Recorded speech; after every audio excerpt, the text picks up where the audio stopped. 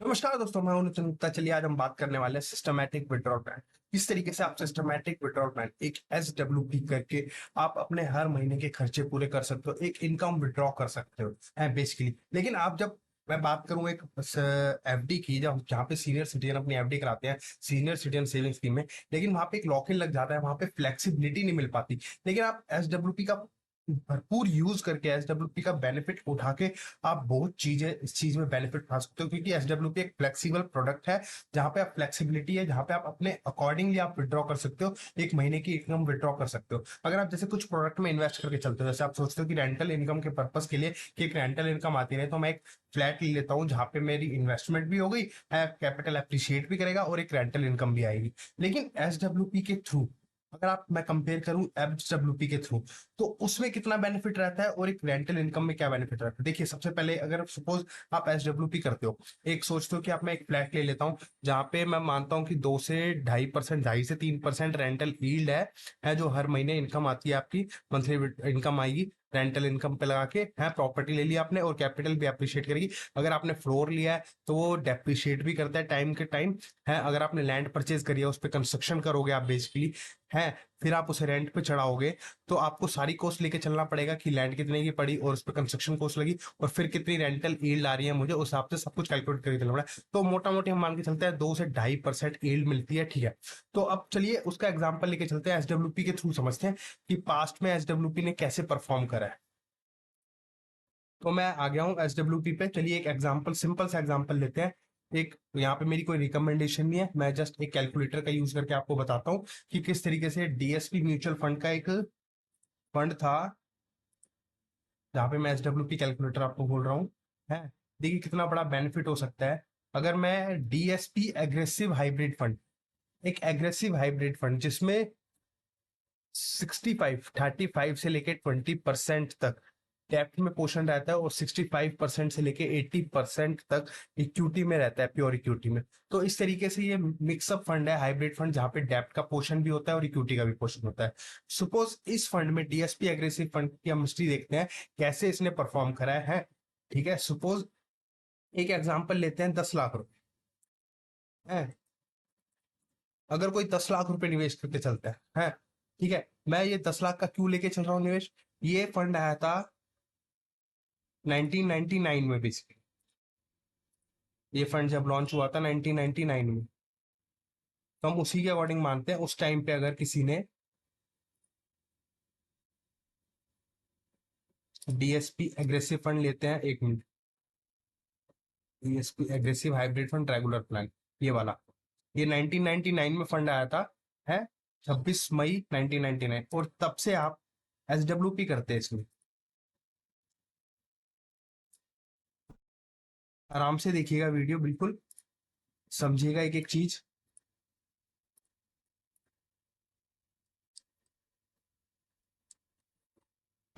ये आ गया 1999 मई में और 27 मई, आपने 26 मई को फंड आया, 26 मई को इसमें 10 लाख रुपए डाले और आपने 27 मई से इसमें विड्रॉ लेना स्टार्ट कर दिया। और विड्रॉ कितना लिया, हम मान के चलते हैं अगर रेंटल यील्ड 2.5 से 3% की यील्ड है तो 10 लाख पे आपको हर महीने कितने आएंगे, मोटा मोटी मान के चलते हैं हम, 2,500 रुपये आपको हर महीने आता है। चलो रेंट आता है 2,500, ठीक है। और आप क्या कहते हो कि उस पे 10% का आपको हर साल इंक्रीमेंट मिलता है, रेंट हमेशा 10% बढ़ता है। चलो हम वो भी मानते हैं बात, 10% रेंटल यील्ड बढ़ाते हैं आपकी हर महीने, ठीक है। और आज तक की कैलकुलेशन करके देखते हैं क्या रहा इस फंड ने कैसे परफॉर्म करा, और अगर 10 लाख की आप उस टाइम पे प्रॉपर्टी लेते तो वो कैसे परफॉर्म करते, ठीक है। तो अब देखिए, अब आज तक 10 लाख में से आपने 10 लाख रुपए इन्वेस्ट करा और उसमें से आप आज तक 34 लाख रुपए निकाल चुके हो, मतलब 33,94,000 रुपए हर महीने विड्रॉ कर चुके हो है टोटल आज तक। और उसके बाद आज इस फंड की वैल्यू है 1,86,54,000, मतलब 1,86,00,000 रुपए, 10 लाख के 1,86,00,000 हो चुके हैं जो कैपिटल एप्रिसिएशन मिला। आपने इसमें से इनकम निकाली विड्रॉ, और इसने सीएजीआर जो रिटर्न दिया 14.5%। कितना अच्छा लगता है ना सुनने में, मतलब देखिए एक 86 बन गया है, 10 लाख रुपए लगाया है और 33 लाख रुपए आपको इनकम मिल रहा है। लेकिन ये एसडब्ल्यूपी जब भी हम करते हैं तो थोड़ी ये आसान जर्नी नहीं रहती, थोड़ी मुश्किल भी रहती है, टफ भी रहती है। आपको पेशेंस और डिसिप्लिन रखना पड़ता है काफी है। तो चलिए आगे बात करते हैं। अब देखिए इसमें रेंटल लैंड जब 2,500 से स्टार्ट करा और हर महीने 10-10% रेंटल इंक्रीमेंट हो रहा है, तो आज के टाइम पे सपोज मानिए देखिए 2,500 से फिर अगले साल 2,750 की रेंटल इनकम आई हर महीने। और उसके बाद लास्ट आज के टाइम पे जो इसकी वैल्यू हो गई है, अगर मैं बात करूं, 1,86,00,000 रुपए आज के टाइम पे इसकी वैल्यू हो चुकी है। तो आज के टाइम पे क्या रेंट आ रहा होगा इसका, देख लेते हैं बिल्कुल।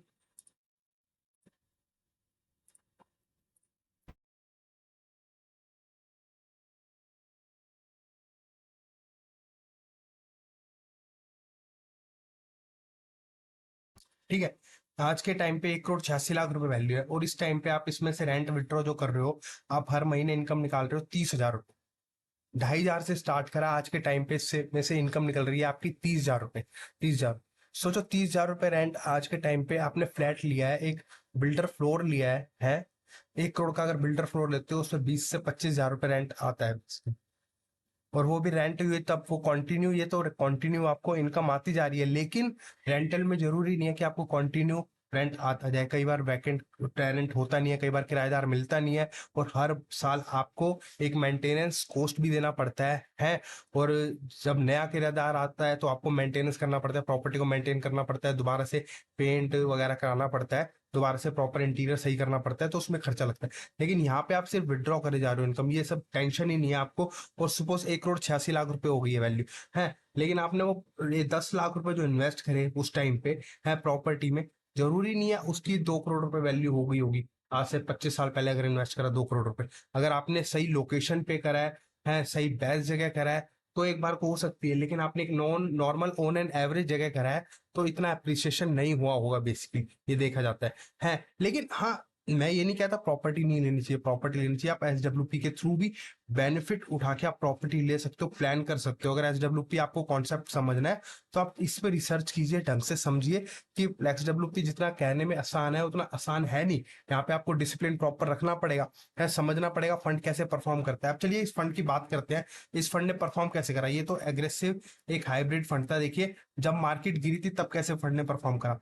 देखिए 2000 से लेके जब ये मार्केट, इसकी फंड की हाईएस्ट वैल्यू पहुंच गई थी 2000 में एक 13 लाख रुपए, ठीक है 13 लाख रुपए। और 2008 तक जब हाई था, 2008 में हाई पे थी मार्केट, तब इस फंड की वैल्यू पहुंच चुकी थी 43.5 लाख रुपए।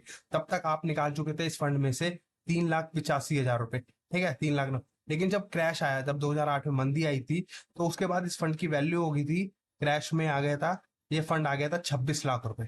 26 लाख रुपए वैल्यू थी। लेकिन आपने तो सिर्फ 10 लाख निकाले, 15 लाख का अप्रिसिएशन तो तब भी आपको मिल रहा है बेसिकली, है 26 लाख हो गई मार्केट वैल्यू।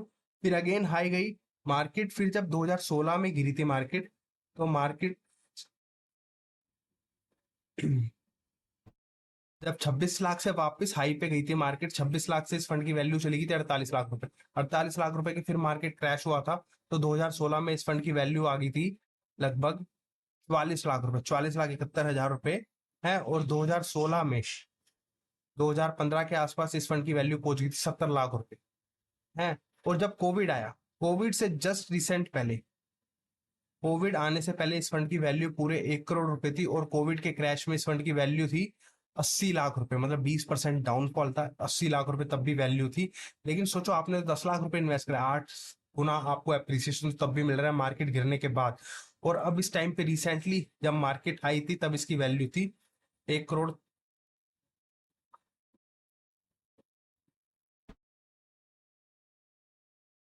अब इस टाइम पे रिसेंट वैल्यू इसकी, जब मार्केट इस टाइम पे अपने ऑल टाइम हाई के पास चल रही है, आसपास चल रही है, तो इस टाइम पे इस फंड की वैल्यू आज के टाइम पे 1,86,00,000 रुपए है। सोचो 1,86,00,000 रुपए। तो ये है, मतलब एसडब्ल्यूपी कोई आसान जर्नी भी नहीं है कि कितना कहने में आसान है कि एसडब्ल्यूपी कर लो बहुत इजीली, ये प्रोसेस है। लेकिन इस प्रोसेस पे आपको बिलीव करना पड़ेगा, एक प्रोसेस है।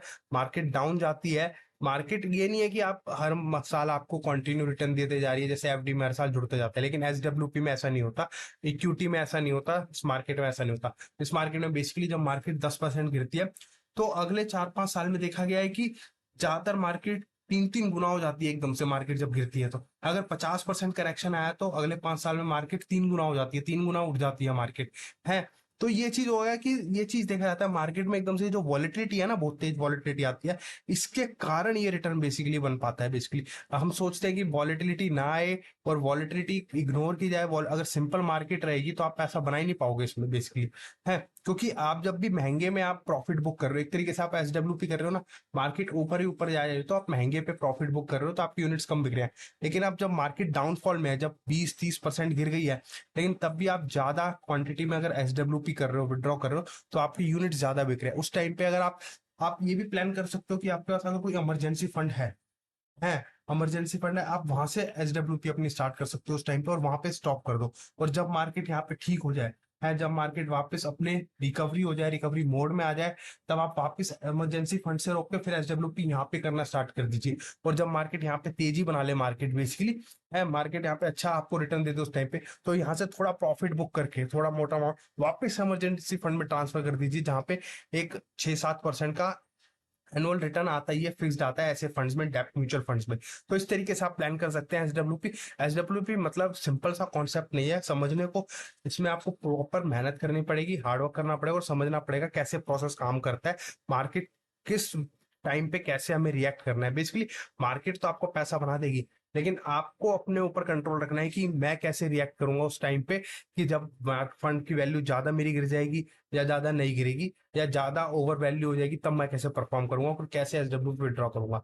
तो एसडब्ल्यू के थ्रू के आप कर सकते हो कॉन्सेप्ट, एसडब्ल्यू पे यूज कर सकते हो। और ये तो चलो एक फंड था सिंपल सा, डीएसपी एग्रेसिव हाइब्रिड फंड है। लेकिन एक और फंड की बात करते हैं हम, बेसिकली देखिए, डीएसपी लार्ज कैप फंड। अगर सपोज ये तो चलो मिक्सअप फंड था जिसमें हाइब्रिड फंड था, अगर मैं बात करूं DSP large cap fund, simple सा लार्ज कैप फंड, लोग क्या गलती करते हैं, एसडब्ल्यूपी कहते हैं ये लोग, नहीं हम तो प्रॉपर प्योर इक्विटी से करेंगे, हम तो स्मॉल कैप फंड से करेंगे। स्मॉल कैप फंड का दिखाता हूँ आपको, सबसे पहले स्मॉल कैप फंड का चलो। स्मॉल कैप फंड से कहते हैं ना लोग कि स्मॉल कैप फंड से एसडब्ल्यूपी करनी चाहिए, ऐसे फंड से नहीं करनी चाहिए एसडब्ल्यूपी जो ज्यादा वॉलेटाइल होता है। क्योंकि स्मॉल कैप फंड की अगर मैं बात करूं, स्मॉल कैप फंड 2007 में आया था डीएसपी का, तो उस टाइम पे सोचो, ये देखो डीएसपी का स्मॉल कैप फंड आया 2007 में, 10 लाख रुपए आपने इन्वेस्ट करे तो आज के टाइम पे उसकी वैल्यू 1 करोड़ 20 लाख रुपए, और जिसने 17% का सीएजीआर रिटर्न दिया है 17% का सीएजीआर रिटर्न दिया है, और उसमें से आप निकाल चुके हो अब तक 14 लाख रुपए है। लेकिन इस फंड की जर्नी कोई इतनी आसान नहीं रही थी, क्योंकि आपने 10 लाख रुपए इसमें, देखिए 10 लाख रुपए आपके 2009 की, जब 2008 के बाद मार्केट गिरी थी, 2 साल के अंदर इसकी वैल्यू 50% आपका फंड टूट चुका था। 4 लाख रुपए, 14 हजार रुपए, सोचो 10 लाख रुपए आप लगाए और 4 लाख रुपए रह जाए तो आपको क्या आएगा, क्या फीलिंग आएगी। तो ये होता है जो स्मॉल कैप में, मतलब बेसिकली इतना डरावना होता है कि स्मॉल कैप से आप करोगे तो आपको ये फंड, आपको इसके लिए भी तैयार रहना पड़ेगा कि फंड मेरा 50% तक भी टूट सकता है। फिर उसके बाद देखिए जिस तरीके से ये आगे बढ़ा फंड, टाइम टाइम 2010 में 14 लाख रुपए वैल्यू होगी थी, और 2013 में इस फंड की वैल्यू 13 लाख थी अप्रोक्सीमेट, और 2014 में इस फंड की वैल्यू 16 लाख रुपए पहुंच चुकी थी, 6 लाख रुपए बढ़ चुका था, कैपिटल एप्रिसिएशन हो चुका था। और उसके बाद जब कोरोना का देखते हैं हम, कोविड में कैसे रिएक्ट कर रहा था, जब 20% मार्केट 30% तक डाउनफॉल आ गया था,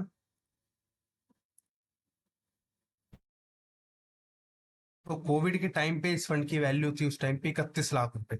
सोचो हाई पे कितना पहुंच गया था ये एक टाइम पे, अपने 51 लाख पहुंच चुका था ये 2018 में। और स्मॉल कैप जो 2020 में कोरोना के टाइम पे जो मार्केट पूरी क्रैश हो गई थी और स्मॉल कैप 2-3 साल से वैसे ही नहीं चल रहा था, तो उस टाइम पे इस फंड की फिर भी वैल्यू 27 लाख रुपए रह गई, 27 लाख रुपए। तो 27 लाख के बाद किस तरीके से इसने परफॉर्म करा है फंड ने, उसके बाद देखा जाए तो आज के टाइम पे ये फंड 1 करोड़ 20 लाख रुपए, 10 लाख रुपए के 1 करोड़ 20 लाख रुपए होते हैं, और उसमें से आप इनकम भी अच्छी खासी विड्रॉ कर चुके हो, बेसिकली 14 लाख 9 हजार रुपए 674 रुपए। और लास्ट टाइम पे जो 2,500 थे, अब आप विड्रॉ कर रहे होंगे उसमें से, इनकम कितनी आपकी आ रही है, 13,899 रुपए, मतलब 14 हजार रुपए मोटा मोटी आप विड्रॉ कर रहे हो उसमें से अभी भी। तो ये चीज होता है एसडब्ल्यूपी, मतलब आपको प्रॉपर प्लान करना पड़ेगा, समझना पड़ेगा। आप ऐसे नहीं बोल सकते कि एसडब्ल्यूपी बेकार है, कैपिटल एप्रिशिएट। रेंट में अगर 10% इंक्रीमेंट होता है तो एसडब्ल्यूपी में भी आप इंक्रीमेंट कर सकते हो, लेकिन आपको वहां पे भी प्रॉपर प्लानिंग करनी पड़ेगी, किस तरीके से एसडब्ल्यूपी वर्क करती है और कैसे मुझे प्लान करना चाहिए। अगर मार्केट ज्यादा डाउनफॉल आ गया, ज्यादा गिर गया, तो मैं कैसे उस टाइम पे एसडब्ल्यूपी वहां से ना करके ऐसा मेरे पास कोई और फंड हो जहां से मैं विड्रॉ कर सकूं। इसलिए देखिए, एसडब्ल्यूपी हमेशा कीजिए हाइब्रिड बैलेंस्ड एडवांटेज फंड से, जिसमें इक्विटी और डेप्ट दोनों का पोर्शन मिक्स हो, उसमें से करिए, उसमें से बेटर रहता है ऑप्शन।